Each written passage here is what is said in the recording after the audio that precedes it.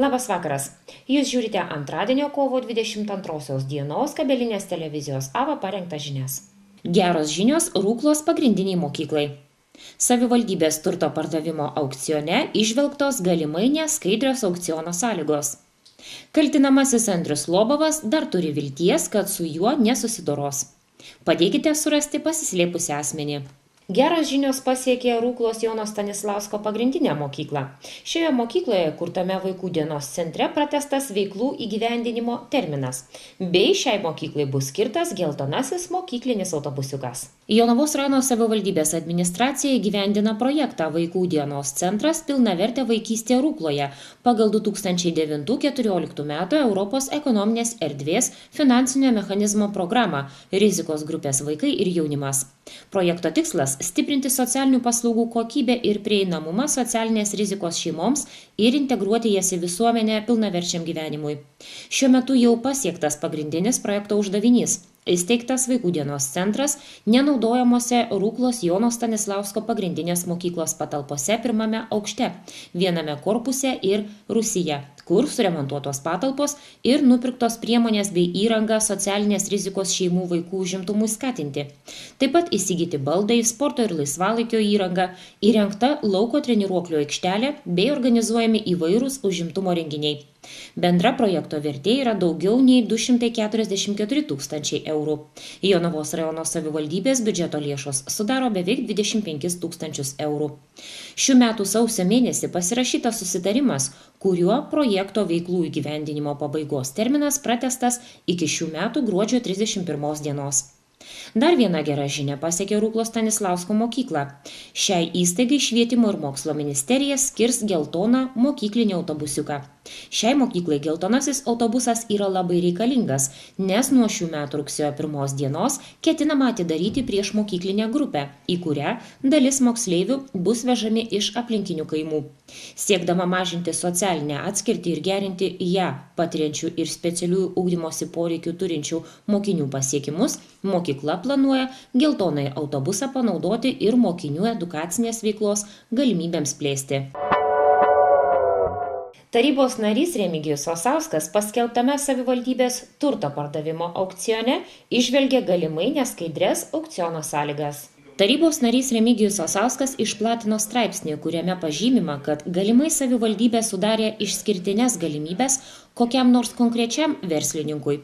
Cituojame straipsnio ištrauką. Prieš kelias savaitės spaudoje pasirodė skelbimas, kad Jonavos rajono savivaldybė parduoda žemės sklypą su garažu Vasario 16 gatvėje 11, kur anksčiau buvo greitosios pagalbos stotis už 33 000 eurų.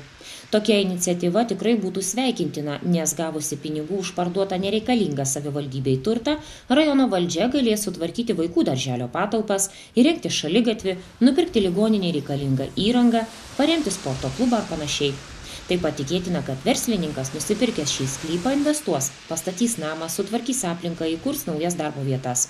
Tačiau džiaugsmo nelieka, kai pamatai šio turto pardavimo sąlygas.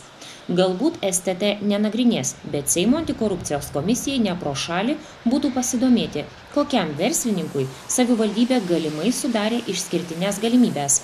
Skelbime aiškiai nurodyta, kad šį sklypą gali įsigyti tik įmonė netrumpiau kaip pastaruosius 3 metus vykdanti restoranų veiklą, kurios 2015 metų pajamos iš šios veiklos vykdymo yra ne mažesnės nei 100 000 eurų. Citatos pabaiga. Na, pirmiausia, tai, kad savivaldybė parduodant jai nereikalingą turtą, kaip tai iš principo pats šitas sprendimas yra labai geras ir teisingas ir reikalingas, nes iš tiesų šita teritorija nenaudojama jinai šiai dienai yra ir jeigu čia susitvarkys, pasistatys pastatas ir dar bus įkurtos kelios darbo vietos, tai aš manau visiems būtų tik tai labai gerai. Tačiau perskaičius savivaldybės administracijos paruoštas sklypo pardavimo sąlygas, kuriame labai aiškiai yra uždėtas apribojimas, kad šį sklypą gali įsigyti tik tai restorano arba maitinimo veiklą vystantis pirkėjas ir tą veiklą užsiemantis ne mažiau kaip 3 metus, bei turintis tam tikrą apyvartą metinę, tai be abejo kyla klausimas, kodėl dabar mes ribojame konkurenciją. Juk iš principo, kur yra svarbiausias dalykas? Svarbiausia yra tai, kad savivaldybė savo turtą parduotų už didžiausią kainą ir kad čia veikla būtų vykdoma tokia, kuri neprieštarauja teisės aktais. Tai čia galimai išvelgiate neskaidrumą, taip suprantu? Na, apribojimas konkurencijos, tai tas iš vienos pusės taip, galima ir įvardinti kaip ir tam tikrą užkulisinį kabinetinį susitarimą su tam tikros srities verslo atstovais ir tada jau padarom kaip ir skaidrų konkursą, nes mes jį skelbiam. Tai žinot, čia galėtume išvesti analogiją tokią, kad aš darau pirkimą dėl kokių nors darbų apklausdamas vieną tiekėją, žinodamas ką, bet aš jį paskelbiu viešai. Nu, tai ar čia yra skaidru? Nu, čia toks ir skaidrumas, žinot, tik tai, kad paviešini, kad tą darai, bet kas ateis, jau atrodo galbūt ir iš anksto sutarta. Tarybos nariui iškilo klausimas, kodėl savivaldybės administracija nenori parduoti jai priklausančio miesto centre esančio sklypo skaidriai ir už didžiausią kainą. Greičiausiai dėl to, kad jau yra rastas būsimas šio sklypo pirkėjas ir suderintos su juo visos pardavimo sąlygos. Tikriausiai būsimajam restoranui užteko susidraugauti kabutėse su valdžia. Ir štai rezultatas – išskirtinėmis sąlygomis įsigytas sklypas, teigia Remigijus Osauskas. Taipogi politikas teigia, kad savivaldybės antikorupcijos komisija šiuo klausimu dar nesidomėjo. Aš, kadangi nesu antikorupcijos komisijos narys savivaldybės, tai tikrai nelabai žinau, ar jie imsis veiksmų įvertinti būtent šio konkurso sąlygas, bet mano akimis, mano nuomonė, tai turėtų būti tikrai susidomėjimo objektas, nes, na, vėl grįžkim prie esmės, tai kodėl komisija kelių asmenų sudaryta iš savivaldybės administracijos nusprendžia, kad čia būtinai turi būti maitinimo įstaiga. Gal juk Jonavai trūksta, tarkim, ir pramogų, galbūt čia galėtų būti ir boulingas, ne? Galėtų būti privati sveikatos priežiūros įstaiga, netgi ir autoservisas, tas, kur paniekinančiai savivaldybės administracija atsiliepia, kad negi mes čia norėtume autoservisą matyti su išardytomis mašinomis, tai rodo tai, kad, na, pakankamai žiūri skirtingai į verslo rūšis. Viena verslo rūšis yra gera ir mes norim, kita yra kažkokia tarsi antra rūšė. Pasižiūrėkime, kad ir tą patį autoservisą, štai, Jutos bendrovė yra, ar ten aplinka yra negraži. Viskas ten yra labai normalu. Tai aš manau, kad pirmiausia tai turėtų būti pagarbus požiūris į bet kokią verslo rūšį, kuri sukuria darbo vietas, kuri moka mokesčius ir tada jau be jokios tai apribojimo, o sudarant sąlygas normaliai konkurencijai ir už didžiausią kainą parduokim tą sklypą.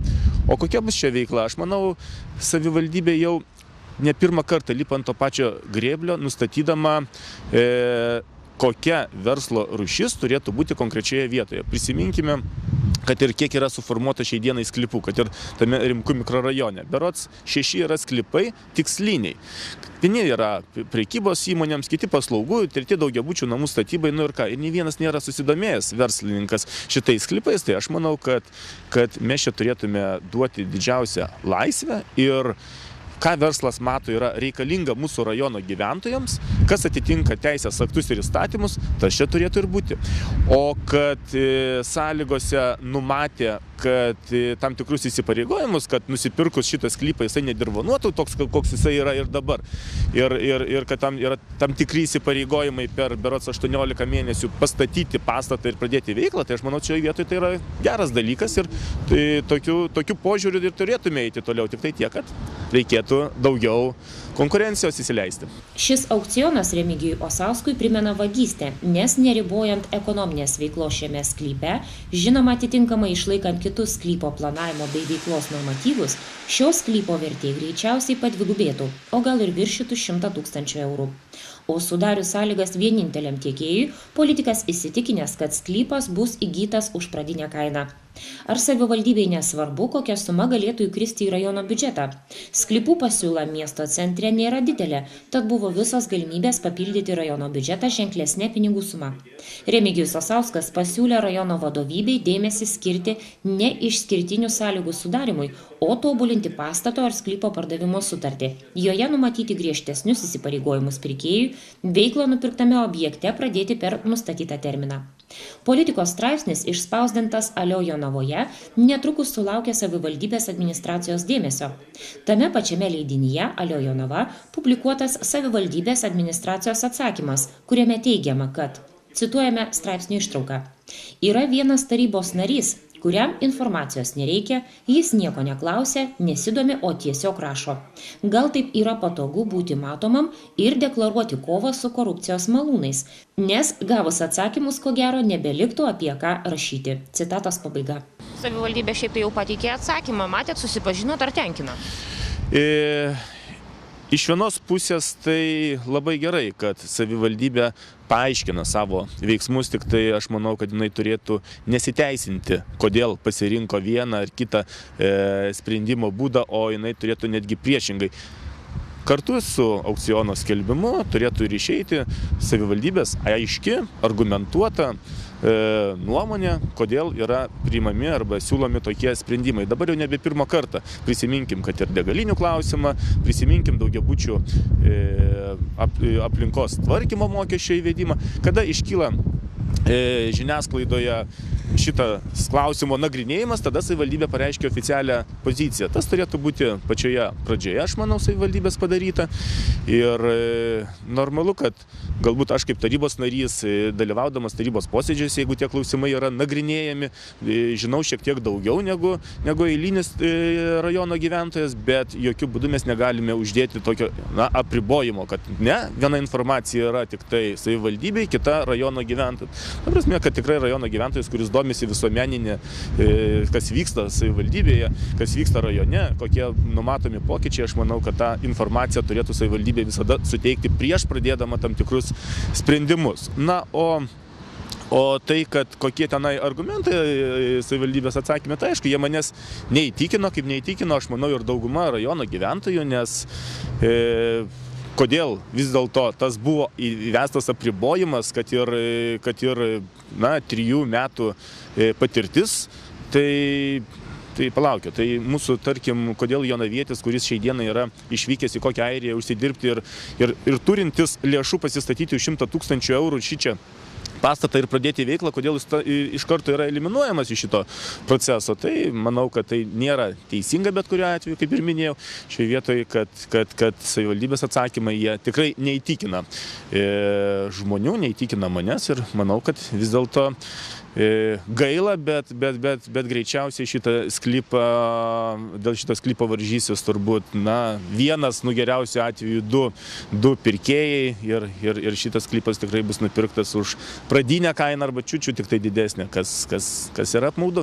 Remigijus Osauskas teigia, jog panašu, kad eilinį kartą mūsų rajone verslas reguliuojamas pagal valdžios užgaidas, o ne pagal rinkos dėsnius. Mūsų valdantieji dar iki šiol neįsisąmonino, kad ne valdžia turi nuspręsti, kokia konkrečioje vietoje turi būti vystoma verslo rūšis. Šitai nusprendžia pats verslininkas. Politikas sako, jog nuoširdžiai tiki, kad šis atvejis bus tik vienintelis, galimai proteguojant tam tikrą įmonę, o ateityje, kai bus parduodamas buvęs karinio komisariato pastatas Klaipėdos gatvėje ar buvęs maisto ir veterinarijos tarnybos pastatas Kauno gatvėje ar kiti sklypai, mūsų valdžios veiksmus lydės skaidrumas ir išskirtinių sąlygų nebebus. Šiandien Jonavos rajono apylinkės teisme nagrinėta baudžiamoji byla už viešosios tvarkos trikdymą, kurioje kaltinamasis Andrius Lobovas. Andrius Lobovas teisiamas už tai, kad dar praeitų metų gegužės mėnesį įsiveržė į Jonavos pirminės sveikatos priežiūros centro procedūrų kabinetą, apstumdė švirkštą rankoje laikančią medikę ir sutrukdė paskiepyti vienos jonaviečių šeimos mergaitę. Kaip pasakojo pats Andrius Lobovas, poliklinikoje jis su šeima lankėsi dėl savo vaikų sveikatos problemų. Jonavietis įsitikinęs, kad skiepai yra žalingi ir vaikai neturi būti skiepijami. Šiandien įvyko jau antrasis teismo posėdis, kur Andriui Lobovui iškelta baudžiamoji byla. Nu tai kaip ir mano tas viduje esantis charakteris mano, būtent padėti kitiems žmonėms, be jokios ataskaitos ir tiesiog eilinis kartas, kai užėjau į ligoninę ir išgirdau tiesiog klykiantį vaiką, ne šaukiantį, rėkiantį, bet klykiantį vaiką ir tas procesas buvo apie 2 minutės, ten tikrai vaikas ilgai labai klykė. Nu ir tiesiog mano vaikai išsigando ir paprašė tėtę, sako, kas čia darosi, kaip čia yra, kodėl čia, sako, tas vaikas klykė, kas čia, sako, rėkia.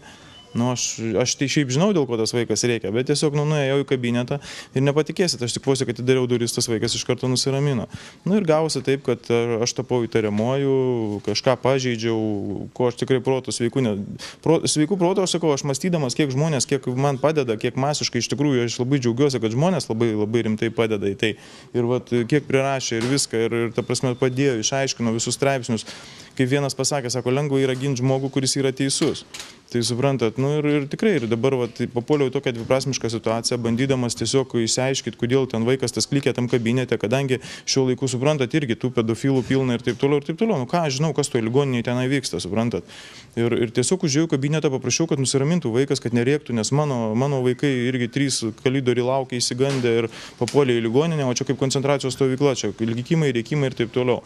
Nu ir viskas, praėjo pusmetis, prokuratūra pasirodo pusę metų galvojo, ar man čia kelt ar nekelt baudžiamą bylą ir paskui pradėjo kažkaip tai mistiniu būdu iškėlė baudžiamą bylą, kas irgi, kiek 4 advokatai žiūrėjo, sakė, čia protų yra nesuvokiama, kaip tau galėjo, čia viskas, kas galėjo, tai būtų administracinė bauda ir ar dar ten kažkas taip kažkokia. Viešosios tvarkos pažeidimą, pavyzdžiui. Taip, kažkas tokio. Kodėl būtent tokio sunkumo byla yra keliama, nu tai reiškia vienareikšmiškai. Aš kaip ir minėjau anksčiau, aš manau, kad klanas, kuris valdo šią valstybę, jis nori tiesiog su manim susidoroti. Tai gerai, po pirmojo teismo, ko tu reikalavai, nusišalinti teisėjo savo...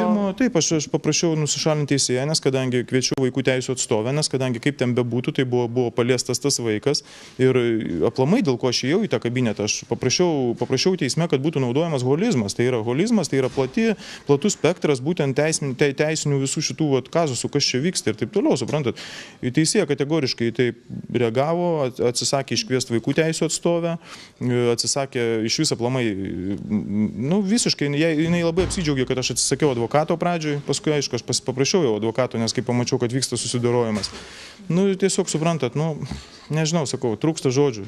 Na, o dabar tose teisinėse džiunglėse jau turi advokatą, turi gynėją, kuris tave, tarkim, ištrauktų iš tos baudžiamosios bylos. Nu, suprantat, advokatas turi paprasčiausiai, nu, tiesiog įsigilyti, išsiaiškinti ir bandyti man padėti, išbristi šito viso reikalo, bet žinot, kaip yra, aš neturiu pinigų, nes esu paprastas dailininkas, šiuo metu mano dar to labiau teisės apribotos judėjimo, aš negaliu išvykti į užsienį niekur irgi kitoj mistiniai byloj ir suprantat, nu, tiesiog davė valstybė advokatą, aš suprantu puikiai tą advokatę, kad jinai nėra pilnai suinteresuota man padėti ir jos paprasčiausias būtų noras, kad aš prisipažinčiau, nusiteisčiau ir išvažiuočiau, suprantat, bet namie pas mane 3 maži vaikai, kurie 100% priklauso nuo manęs. Nu, ne 100, gal ten 80-90%, bet tikrai iš tikrųjų vaikai, tai būtent ir aš pats dirbantis esu ir iš, nu kaip sakau, paišau paveikslus taip toliau, suprantat. Ir jeigu manęs nebus, aš neįsivaizduoju iš tikrųjų, kaip tie vaikai gyvens. Ir šiaip sakau, stengiuosi jau, aš suprantu politikų visų kitų, kad nelįsk lobovai, tu maišai visiems, tu kenki, ta prasme, sistemai, tu griaunėje, tu lendi kontrabandą, tu ten drumzti vandenis ir taip toliau. Aš suprantu, kad aš visiems maišau, bet esmė yra tame, kad, nu aš kitaip negaliu, suprantat. Tiesiog matydamas blogį, matydamas, nu, negerus dalykus, aš, nu, tiesiog, nu, einu ir darau savo, kaip sakau, savo teisingumą bent jau, nu, ta prasme, bandydamas išsiaiškinti, kodėl visą tai taip vyksta. Na ir kaip tikėsi, kokia baigtis bus šios bylos? Žinokit, 99% aš esu giliai įsitikinęs, kad tikrai būsiu nuteistas. Giliai. Nes kiek aš ir apie pačią teisėją esu pasidomėjęs ir taip toliau, tendencingumas yra, kad būtent mane yra nubaust. Mane nubaus tam, kad mane tiesiog ne tai, kad išgazdint, bet tiesiog izoliuoti, nes, nu, jie žmonės, kurie visą tai žiūri, visą tai stebi, visą tai kontroliuoja, jie yra suinteresuoti mane sunaikinti. Sunaikinti kaip asmenybę ir būtent tam, kad visiškai aš nieko nedalyvaučiau, nieko neieškočiau ir nedaryčiau. Nes šiaip puikiai suvokėt, Lietuvoje šiuo metu vyksta baisiniai procesai, tai yra būtent milijardinės lėšos yra skiriamos karo pramoniai, kuri visiškai yra nebūtina ir pinigai yra daužomi į kairę ir į dešinę, iš tikrųjų, net jau tas biudžetas biudžetas senai visas išpompuotas, Lietuva praskolita visa, mes, visa tauta esam dumble, dideliam dumble, emigracija baisiniais tempais vyksta ir tokie idiotai kaip aš, lobovai, likę čia, suprantat, tiesos skleidėjai, jie labai, suprantat, maišo toliau daryti visą šitą nusikalstamą veiklą, o jeigu nedaug dėja dar toksai lobovas taps Seimo narių ar dar kas nors, tai jūs įsivaizduokit, kas tada bus. Tai va, jie labiausiai to bijo, artėja rinkimai ir jie čia tiesiog skubos tvarka viską daro, kad kuo greičiau mane izoliuotų. Na kągi, ačiū tau už pokalbį ir linkime sėkmės. Ačiū Jums taip pat, Jūs vieni drąsiausi esate iš tikrųjų, nes kol kas visi atsisakė apie tai viešyti ir tikrai žiniasklaida tikrai mūsų, galiu drąsiai pasakyti, yra 80% yra žiauriai korumpuota ir tikrai uzurpuota ir ačiū Jums, kad Jūs tokie esat. Teismo posėdis vyko už uždarų durų. Kaip vėliau pranešė pats teisiamasis Andrius Lobovas, teismo metu apklausti liudininkai. Nukentėjusioji liudijo Lobovo naudai, pretenzijų nereiškė, tad teisiamasis turi vilties, kad visiškai su juo susidoroti dar nepavyks. Kitas teismo posėdis vyks balandžio mėnesio pabaigoje. Gyventojų policija prašo padėti surasti pasislėpusį asmenį. Jonavos rajono policijos komisariatas ieško pasislėpusio nuo ikiteisminio tyrimo Dariaus Smailio, gimusio 91 metais. Ką nors žinančius apie minėto asmens buvimo vietą, prašome pranešti telefonais 112 arba 8349 729 82.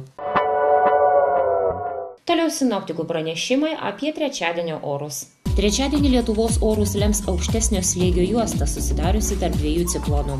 Kritulių tikimybė sumažės, kelios snaigės, besikaitaliojančios su lietaus lašais, iškris tik kai kur. Tarp debesų atsiras pragiedrulių, todėl naktį pašals stipriau iki 2-8 laipsnių šalčio. Daug kur susidarys plikledis. Dieną vyraus 1-5 laipsnių šiluma. Šiandien tiek viskas, ką norėjome Jums parodyti. Ačiū už dėmesį ir iki pasimatymo rytoj.